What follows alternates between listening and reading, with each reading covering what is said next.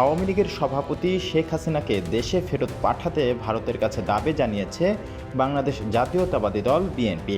বৃহস্পতিবার বেলা 11টায় গুলশানে বিএনপি চেয়ারপারসনের রাজনৈতিক কার্যালয়ে ঢাকায় নিযুক্ত ব্রিটিশ ভারপ্রাপ্ত হাই কমিশনার জেমস গোল্ডম্যানের সঙ্গে বৈঠক শেষে দলটির মহাসচিব মির্জা ফখরুল ইসলাম আলমগীর এই দাবি জানান।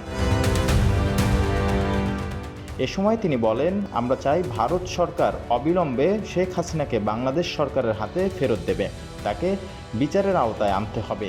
এছাড়া শেখ হাসিনার সহযোগীদের বিচারের বিষয়টি উল্লেখ করেন তিনি।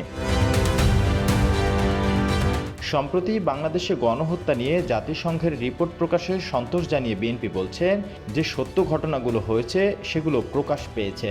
আমরা রাজনৈতিক দলগুলো যখন এই ঘটনাগুলি বলি তখন কেউ বিশ্বাস করতে চায় না। এ সময় তিনি বলেন, শেখ হাসিনার নির্দেশে গণহত্যা হয়েছে যা আজ প্রমাণিত।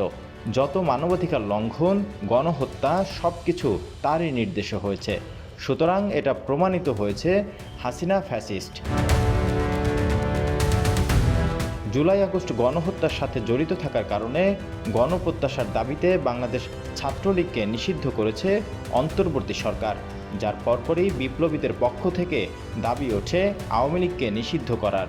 এই প্রসঙ্গে বিএনপির মহাসচিব বলেন, কোন দল নিষিদ্ধ হবে কিংবা কোন দল নির্বাচনে অংশ নেবে এই সিদ্ধান্ত পুরোপুরি দেশের জনগণের।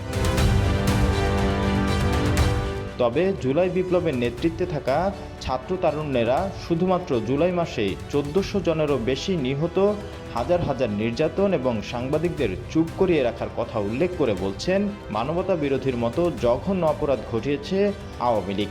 তাই যত দ্রুত সম্ভব আওয়ামী লীগকে নিষিদ্ধ করা হোক। তবে প্রশ্ন হচ্ছে, আওয়ামী লীগ কি আদৌ নিষিদ্ধ হবে?